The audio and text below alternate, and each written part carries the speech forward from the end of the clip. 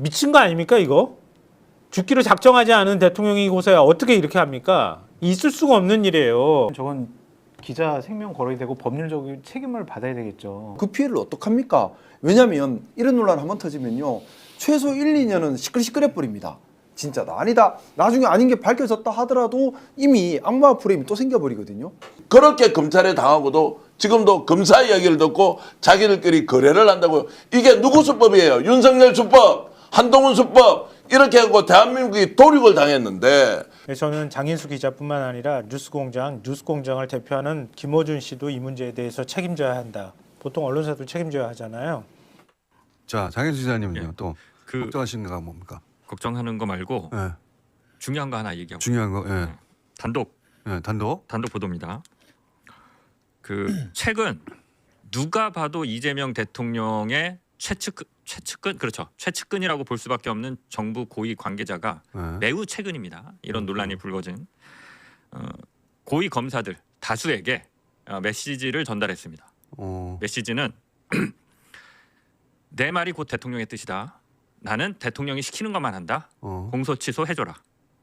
공소 취소해줘라. 라는 뜻을 고위 검사 다수에게 전달했습니다. 아니 그 검사한테 그럼 문자를 보냈다고요? 전달한 방법은 제가 여기서 구체적으로 밝히지는 않겠습니다. 저는 알고 그거는 있습니다. 법무부에서 하면 되는 건데 왜 따로? 그래서 그 메시지를 전달받은 고위 검사 중 한 명은 뭐 이런 뜻을 또 얘기를 했다고 그럽니다. 아니 뭐 그러시지 말고 차라리 그러면 절차와 개통을 밟아서 정식으로 지휘를 하셔라. 그렇게 뭐 이런 얘기도 나왔다라고 합니다. 그래서 요것이 뭐 한두 명한테 전달한 게 아니기 때문에 굉장히 지금 빠르게 지금 이 순간에도 소문이 퍼지고 있을 겁니다. 검찰 조직 안에서 이 얘기가 빠르게 퍼지고 있습니다. 그래서 검찰은 이 메시지를 어떻게 생각하느냐? 이재명 정부가 우리랑 거래하고 싶어 하는구나. 뭐 당연히 그렇게 생각하겠죠. 이거는 여기까지는 팩트입니다. 여기까지는 그냥 팩트. 와, 이거는 근데 저거 만약에 거짓말이면 저거 형사처벌해야 됩니다. 그 정도면 형사처벌해야 돼. 장인수 기자가 들었다고 하면 이 이야기를 누구한테 들었습니까? 고위 검사한테 들은 거죠.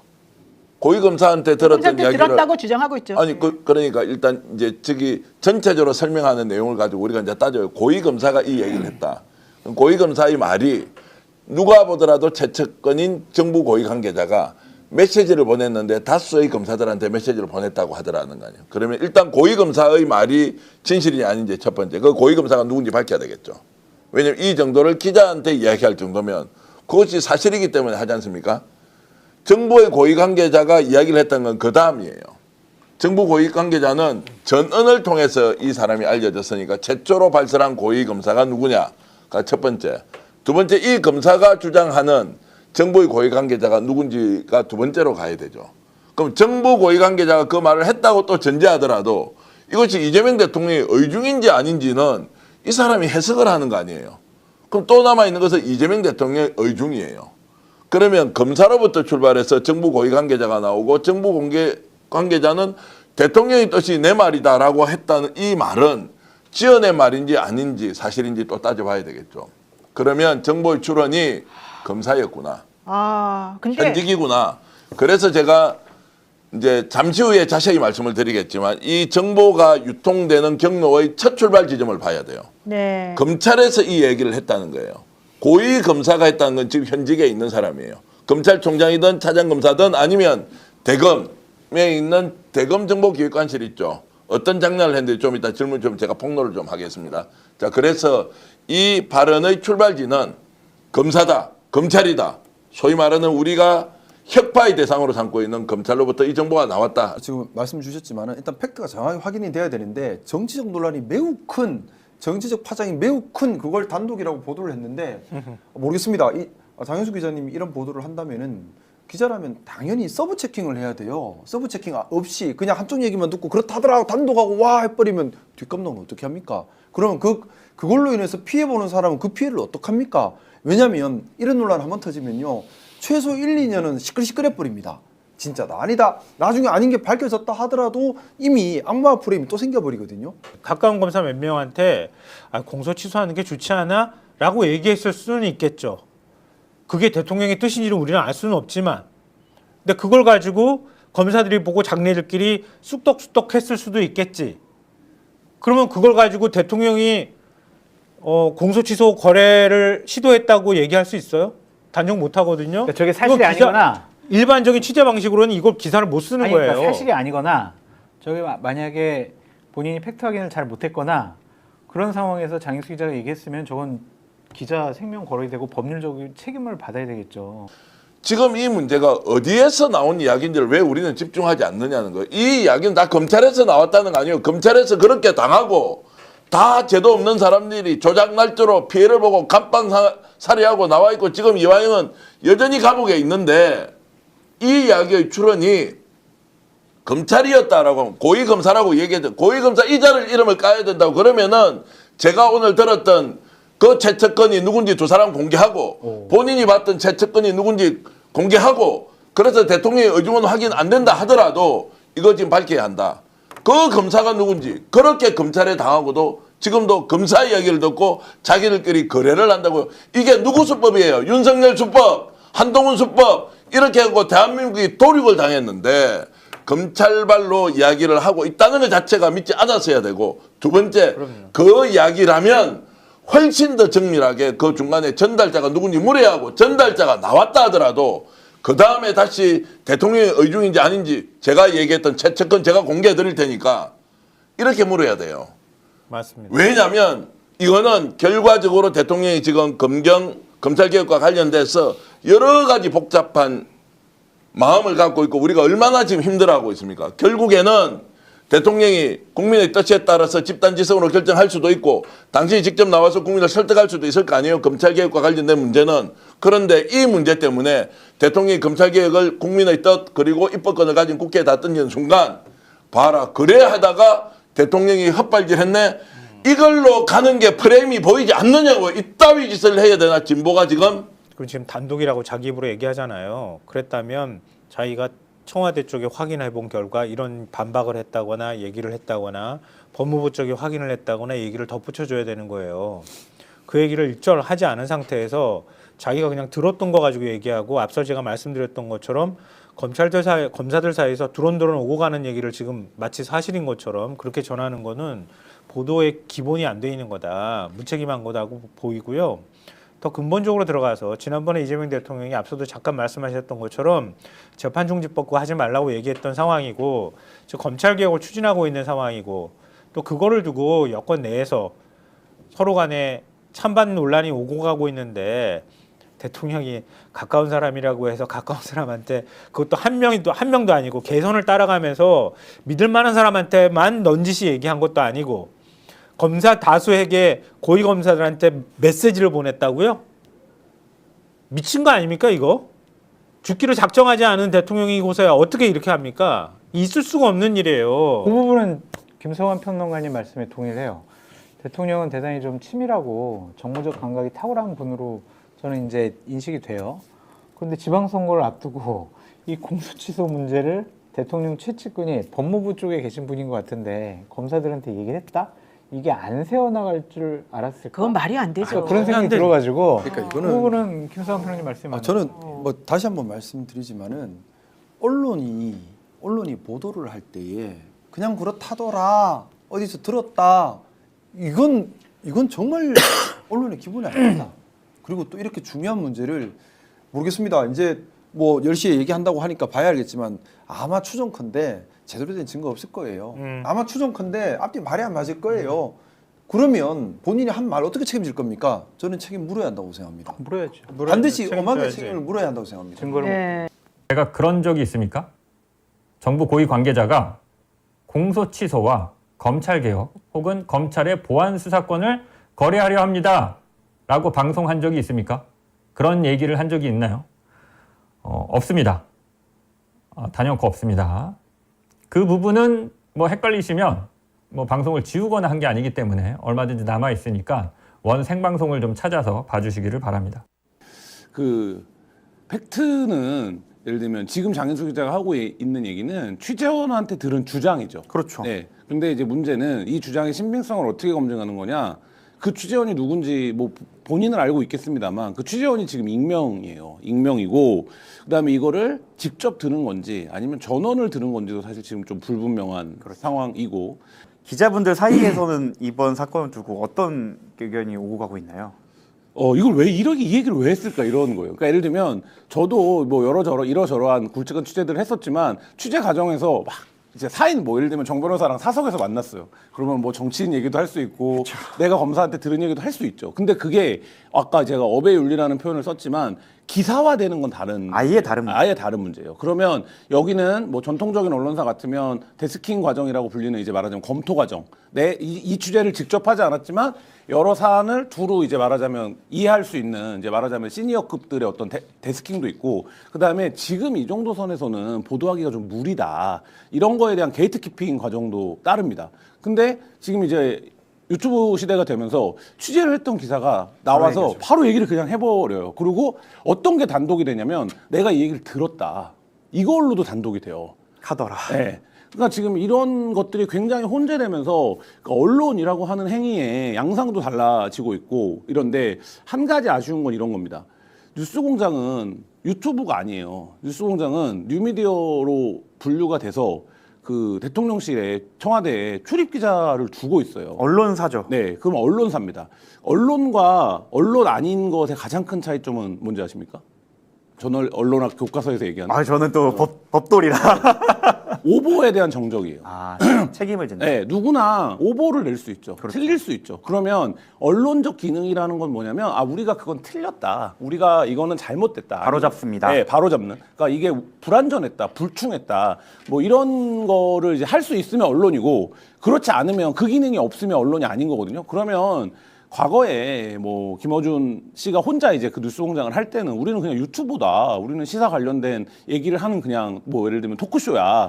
뭐 이렇게 주장할 수 있을지 모르겠지만 지금은 제도적으로 보나 어쨌든 편입이 되어 있거든요, 언론으로. 그러면 그 기능을 발휘해 줘야 이 언론적인 역할을 하는 거다 이런 생각이 듭니다. 또 이제 출연자의 멘트를 저도 그렇고 지금 저희 진행을 하려는 출연자의 멘트를 미리 예상하지 못하거나 아니면은 뭐 컨트롤이 안 된다라고 할 수 있을 것 같아요. 그리고 장인수 기자도 레거시 미디어 출신의 기자다 보니까 그렇게 할까라는 그러니까 어떻게 보면 시스템적으로 거르지 못했다라는 얘기로 어떻게 보면 그 정도라도 좀 얘기를 했어야 될 것 같은데. 근데 그 첫날 방송 보면 마무리가 뭐 검사들이 그럴 수도 있죠. 이러고 그냥 넘어가 버리거든요. 그러니까 이제 그러니까 오늘 아침 방송에서는 다시 언급을 했더라고요. 그러니까 이제 그 부분에 대해서 사실관계가 완전히 확인되진 않았다는 거 언급을 했는데 저는 뭐 그거는 이제 그런 기능이 있어요. 언론이다 이런 생각은 들고 어쨌든 그럼에도 불구하고 그렇게 이제 하기에는 이번 발언 그다음에 이 성격 그러니까 만약에 장인수 기자의 취재 내용이 일정 정도 사실에 부합하는 측면이 있다라고 하면 뭐 이건 엄청난 스캔들이 될 수 있기 때문에. 그러니까 파급력을 생각하면 이제 그 정도로는 지금 이제 부족한 측면이 있죠. 이제 조금 예민한 이슈로 넘어가도록 하겠습니다. 다들 준비되셨죠? 네. 골면 목요일. 네. 장인수 기자가 최근에 의혹 제기를 한 것이 있습니다. 의혹의 핵심은 정부 고위 인사가 이재명 대통령의 공소 취소를 검사들에게 요구했다는 내용입니다. 이재명 대통령 관련 사건 관련해서 정부 고위 인사를 특정하지는 않았어요. 그런데 관련 의혹을 기자들이 정성호 법무부 장관에게 물어봤습니다. 그 질문에 정성호 법무부 장관은 답을 했고요. 일단 그 장면을 잠깐 영상으로 보고 오겠습니다. 공천 취소 거래설에 어떤 입장이실까요? 당황스럽고 또 어이없다라는 말 외에는 뭐 달 표현하기 적절치 않네요.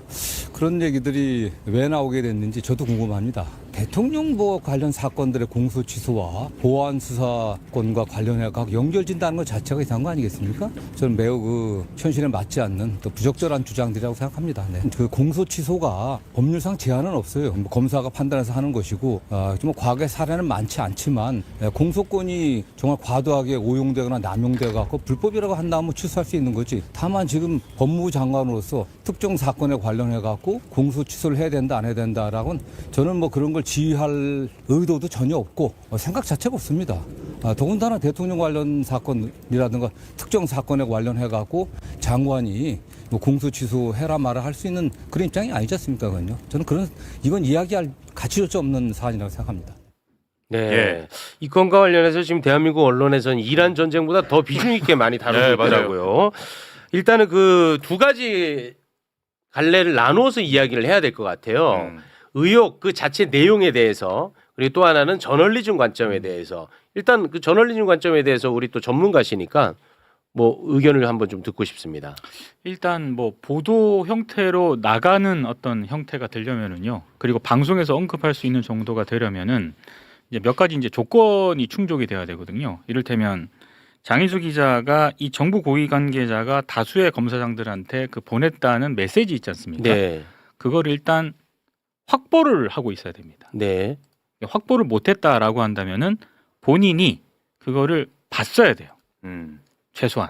그래서 봐서 눈으로 확인을 할 수 있을 정도는 돼야 되거나 네. 그것도 아니라고 한다면은 이 정부 고위 관계자가 됐든 아니면 어떤 검사장이 됐든 복수의 어떤 그런 그 취재원으로부터 네. 좀 크로스 체크를 하는 과정에서 이게 이제 어느 정도 근거를 좀 방송으로 언급을 하거나 보도로 내보낼 수 있을 정도의 어떤 근거가 네. 이제 본인이 확인을 받았을 정도면은 네. 저는 그거는 뭐 보도 형태든 방송에서 언급을 하는 정도든 뭐 나갈 수 있다라고 보거든요. 네. 근데 그때 장인수 기자가 겸공해서 한 방송 내용과 또 그날 저녁 본인 채널에서 또 방송을 네, 했어요. 10시에 또 했습니다. 근데 그 두 방송을 제가 봤는데 네. 그 두 방송에서는 제가 앞서 말씀드린 그런 조건들이 있지 않습니까? 네. 그런 조건들을 좀 확보했다고 보기가 상당히 어려웠어요. 그래서 일단 장인수 기자가 추가적인 어떤 근거를 좀 내놓는 어떤 그런 자세가 일단 필요하다라고 보고요. 네. 또 하나는 이 정부 고위 관계자 있지 않습니까? 그러니까 취재원을 공개할 필요는 없습니다. 근데 이 정부 고위 관계자 같은 경우에는 이 관계자 말이 사실이라고 한다면 이건 대통령을 사칭했을 가능성도 굉장히 높고 징계 또는 조사를 받아야 될 사안이라고 보거든요. 그러니까 이 관계자에 대해서는 좀 부처라든가 이런 곳에 최소한 좀 누군지는 언급할 필요는 있는 것 같아요. 뭐 제 생각은 그렇습니다. 네, 예. 알겠습니다. 자, 공교롭게도 그 해당 그 보도가 있었던 그날, 의혹 제기가 있었던 그날, 장인수 기자가 또 매불쇼에 나와가지고, 네. 아무튼 저는 그때 이제 제 입장을 분명히 밝혔거든요. 제 관점, 제 기준에서는 어떠한 근거도 없었기 때문에 저는 아예 그냥 다루지 않겠다라고 이야기를 한 바가 있습니다. 저는. 맞습니다. 네. 그럼 일단 좀 내용으로 들어가서 우리 또 법무부 장관한테 직접 기자들이 질문을 하는 바람에 예, 법무부 장관 이름이 계속해서 연관으로 따라오고 있습니다. 그 이른바 부적절한 언행을 했다는 그 정부 관계자가 누구인지를 특정을 안 해주셨기 특정을 때문에 안 했어요. 저희 정부 입장으로서는 사실은 어떤 조치를 하기가 굉장히 어려운 상황입니다. 네. 근데 이제 어떤 분들이 뭐 이게 서면 지위 뭐 이런 말 등을 통해서 혹시 이게 그 지위라는 권한을 행사할 수 있는 사람은 법무부 장관뿐이니 장관 아니냐 뭐 이런 얘기들이 있으셔가지고 그 부분에 대해서 장관님이 좀 말씀이 있었는데 네. 그 부분이 이제 기자들 사이에서 굉장히 이제 많은 취재 요구가 있어서 차라리 그럼 공개적으로 말씀을 하셔야겠다 해서 네. 도스태핑해서 하신 거고요. 네네. 저는 다만 좀 이 얘기를 하고 싶은 거는요. 저도 저널리즘 전공인데 신문방송을 전공했습니다. 근데 그래요? 이게 저널리즘으로서 보도할 가치가 있는지가 의문입니다. 그분이 하신 말씀이. 왜냐하면 기본적으로 이런 저널리즘에서 이런 보도를 할 때 이른바 이게 딥스로트잖아요. 안에 있는 내부의 그 빨대가 이제 이른바 너무 부적절한 언행이니까 이걸 외부에 흘림으로써 이거 이제 어떻게 보면 정보를 정화시키기 위한 이런 활동들이란 말이에요. 뭐 그래서 뭐 워터게이트에 비유하신 분도 있더라고요. 어느 방송에서 보니까. 근데 그런 정도가 되려면 그 부적절한 언행을 한 공직자는 공개돼야 돼요. 제보자가 아니고 제보자는 당연히 보호돼야죠. 언행을 한 사람이 공개돼야 그 사람을 이 공직에서 퇴출시키든가 아니면 그게 그 사람 그 딥스로트가 만약에 틀렸을 수도 있잖아요. 허위 정보일 수도 있잖아요. 그럴 수 있죠. 그럼 그 허위 정보를 제거함으로써 다시 정부의 신뢰를 회복할 수 있단 말이에요.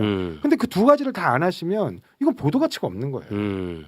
이런 거는 다루면 안 됩니다. 네. 저는 이런 형태의 저널리즘 처음 봅니다. 네. 그러니까 이런 정말 그 장윤수 기자님 제가 그래서 그 다음 날 아침에도 바로 얘기한 게 취재원 공개 안 해도 된다. 기자가 취재원 공개하기 어렵죠, 당연히.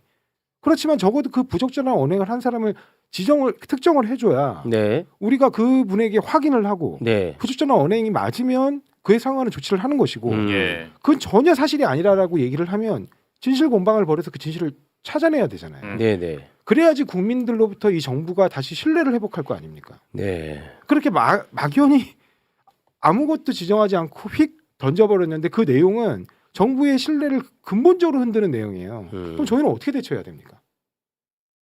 좀 저는 다 안타깝더라고요. 이번 이것 때문에 그 악용하는 세력들이 지금 너무 많아가지고 네. 아 저도 참 굉장히 가슴이 근데 아픕니다. 네. 의혹의 내용 자체가 제가 보기엔 현실성이 너무 떨어져요. 네. 그러니까 장인수 기자가 얘기한 건 그 정부 고위 대통령의 최측근이라는 고위 관료가 다수의 고위 검사들을 상대로 뭐 공소 취소를 해주면 네. 보안 수사권을 인정해 주는 방향으로 가겠다. 뭐 이런 얘기를 했다는 거잖아요. 이게 일단 그런 진짜 어마어마한 얘기를 다수의 고위 검사들에게 했다는 게 대단히 비현실적이야. 이거는 정말 그럴 수가 없어요. 그런 일은 일어날 수가 없어. 네. 정말 1대1로 은밀하게 만나서도 조심해야 될 내용일 수밖에 없어요. 근데 그걸 이 사람 저 사람한테 얘기를 한다? 그거는 정말 제정신이 아니고서야 그런 상황은 벌어질 수가 없는 것이고 네. 현실적으로 어떤 문제가 있냐면 지금 검찰총장이 공석이죠. 이런 소위 주장하는 거래를 할 상대방이 없어 지금. 할 수 있다면 서울중앙검사장하고 수원검사장 2명을 상대로 해야 돼요. 왜냐하면 그 두 곳에서 기소가 된 거니까 공소 취소를 하더라도 서울중앙지검하고 수원에서 해야 되는 것이거든. 네. 근데 그 대가는 뭐야? 공소청 검사들 전체의 보안 수사권? 아니 만에 하나 공소 취소를 한다 그러면 그 사람은 앞으로 정말 운명을 거는 도박을 하는 거예요. 본인 입장에서는. 나중에 무슨 일이 생길지 몰라. 근데 그거에 대한 반대급부는 전체 검찰 조직의 보안 수사권 대가 관계가 맞질 않아. 이거는 거래가 될 수가 없어요. 네. 그런 거래라는 거는. 그래서 네. 저는 대단히 비현실적인 어떤 상상의 그 결과물 아닌가라는 네. 생각이 들었어요.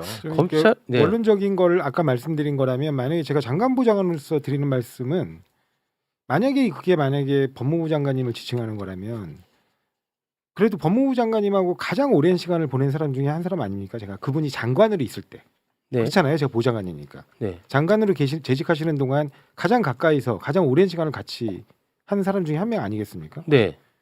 그런 그분이 장관으로 취임하신 이래 공소취소라는 단어를 입에 올리신 적이 없어요. 제 기억으로는. 네네. 그 전에는 한 번 있었어요. 그게 언제냐면 장관으로 취임하시기 전에 기자들하고 인터뷰하는 과정에서 그때는 장관으로 내정되시기도 전이에요. 인터뷰하는 과정에서 불소추 특권과 이 당선 그러니까 이제 만약에 대선 후보 대선이 이제 이대로 진행돼서 만약에 이재명 대통령이 당선됐을 때 그러면 이걸 지금 현재 진행되고 있는 사건들은 어떻게 해야 되냐. 그때 한번 기자들한테 그런 얘기를 하신 적이 있어요. 네. 뭐냐면 대통령은 불소추 특권이 있기 때문에 불소추 특권의 해석상 공소의 제기뿐만 아니라 유지도 포함되는 거여서 당연히 공소 취소를 하거나 법원은 공소 기각을 하는 게 맞다. 그리고 그건 헌법학계 다수설입니다. 지금도 국회에서 입법조사처가 발간한 자료를 보시면 24년도에 발간했거든요. 대선 전이에요. 예. 거기에 보시면 그 다수의 학자들이 그 이른바 공소 기각설을 취하고 있어요. 왜냐하면 재판권이 없다고 보기 때문에. 그러니까 그런 말씀, 원론적인 말씀을 하신 적은 제가 장관 취임 전에 한 번 딱 봤어요. 네, 네. 장관 취임하신 이후로 제가 그렇게 가까이 옆에서 많은 검사장들을 만날 때마다 거의 제가 동석하고 있었지만 단 한 번도 공소취소라는 네 글자를 말씀하신 적이 없습니다. 네. 그 아무래도 장인수 씨가 제기한 그 의혹들에 대해서는 사실 이게 기자로서 어떤 저널리즘의 범주에 들어가는지를 우선 우리가 먼저 이야기를 좀 해야 될 것 같은데 사실 언론의 취재라는 게 기본 아니겠습니까? 육하원칙에 따라서 또 관련 취재원을 밝히라는 것이 아니라 그 취재의 과정 속에서 발견된 여러 증거들을 가지고 어떤 의혹을 제기하기도 하고 어떤 단독 보도를 하기도 하는 건데 이번에 이 공소취소 관련된 논란은 그 논란 자체도 이재명 대통령의 뭐 최측근까지 이야기를 하다 보니까 대통령 사건에 또 대통령의 최측근까지 소환하면서 아무런 증거가 없이 하나의 그런 지라시 수준의 카더라로 하다 보니까 이거 파장이 뭐 일파만파 당연히 퍼질 수밖에 없는 그런 상황이고요. 이게 국가 전체적으로도 상당히 중요한 사건의 일을 망친 것도 있지만은 거기에 더해서 지금 야당 쪽에서 이걸 가지고 그 전부터도 계속 그 돈 없는 정치 공세를 해왔었거든요. 오히려 야당의 돈 없는 정치 공세에 하나의 땔감을 주고 하나의 논거를 제공해주는 이런 현상 속에서 저는 지금 이재명 대통령이 얼마나 지금 이 국제 정세가 어려운 그 상황 속에서 또 열심히 하고 계십니까? 그 정부를 응원하고 또 집권 여당을 응원하는 분들 입장에서는 정말 날벼락을 맞은 기분이고 이 상황은 지금 쉽게 수습될 수는 없는 지경으로 가고 있는 거 아니냐. 저는 매우 안타까움을 넘어서서 정말 대한민국의 수준 자체를 너무 떨어뜨리고 있는 그런 상황 아닌가 좀 사실 생각이 듭니다. 변호사님이시고 이제 저희도 들리는 얘기가 있잖아요. 카더라들. 근데 그 카더라들을 저희가 방송에서 말할 수는 없는 거고 왜냐면 확인되지가 않았으니까. 그렇기 때문에 기자분들은 보통 크로스 체크 아니면 반론 보도권 이런 거를 다 확인한 후에 발언하는 게 원칙인데 사실 이번 발언에서는 그런 것들이 전혀 이루어지지 않은 모양새죠. 그러니까 이제 뭐 소위 말하는 명예훼손이나 뭐 허위사실 유포의 처벌 조항도 있습니다만 최근에 이제 관련된 그 유튜브까지도 포함을 시켜서 이제는 그 손해배상 의무를 더 넓힌 이런 그 개혁 조치들이 있지 않았습니까?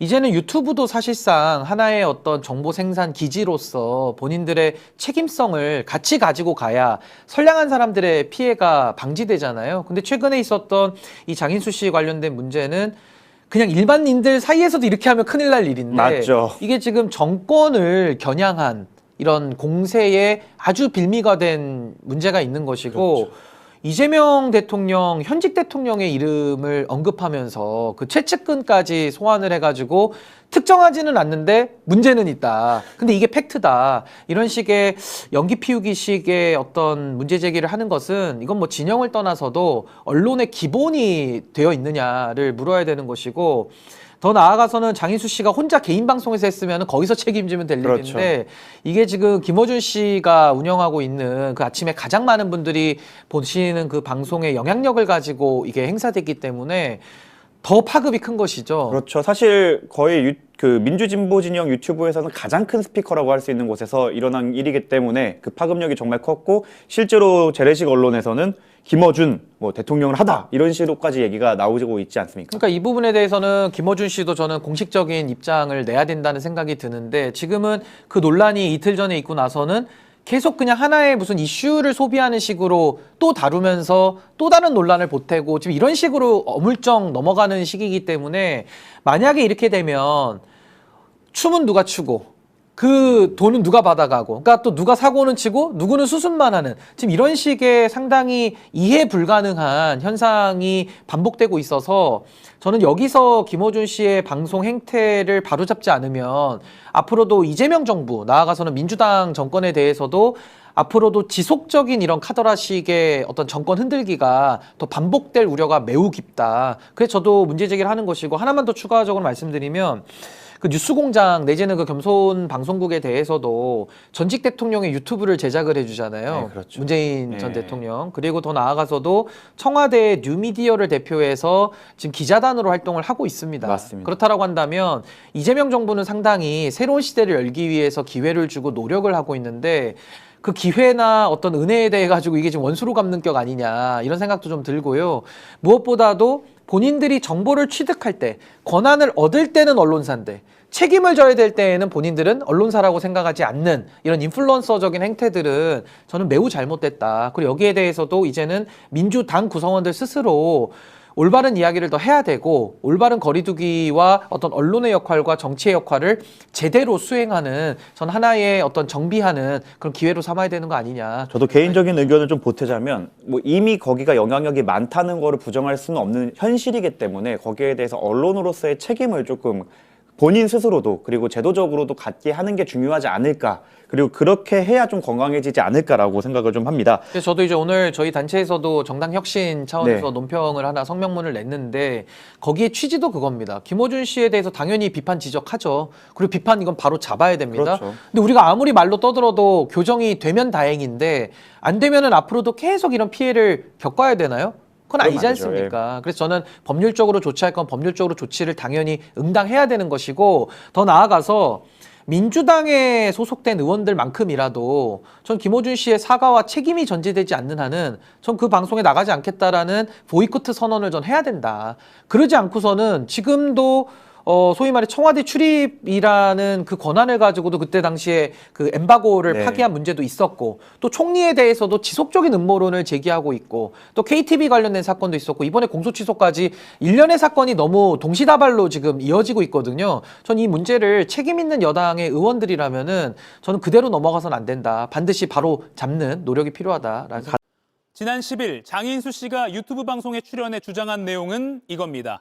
정부 고위 관계자가 고위 검사들 다수에게 내 말이 곧 대통령의 뜻이다. 공소 취소해줘라. 이런 메시지를 전달했다는 것. 장 씨는 스스로 중요한 것, 단독 보도라는 전제를 달았습니다. 그리고 검찰 입장에서는 당연히 이 메시지를 정부가 거래하고 싶어 하는 것이라 생각했을 것이라는 해석까지 덧붙였습니다. 이른바 검찰개혁 공소 취소 거래 음모론의 탄생입니다. 김어준 씨는 오늘 방송에서 장 씨가 방송에서 어떤 주장을 할지 사전에 알지 못했다고 밝혔습니다. 사실 사전 인지 여부는 이 논의에서 중요하지 않습니다. 다만 당시 해당 주장이 나온 코너가 이런 식으로 마무리된 건 되짚어볼 만합니다. 장인수 기자가 뭔가 큰 취재를 했네 지금 보니까. 우리 장인수 기자가 특종을 했기 때문에 이것도 이제 후속 보도들이 있을 것 같은데 전화 잘 받으세요. 기자들이 전화하겠지. 근거가 제시되지 않은 음모론 수준 주장에 큰 취재, 특종이라는 이름표를 붙여준 셈입니다. 구독자 227만 명, 실시간 시청자 수십만 명, 그의 영향력에 비춰보면 무책임한 발언입니다.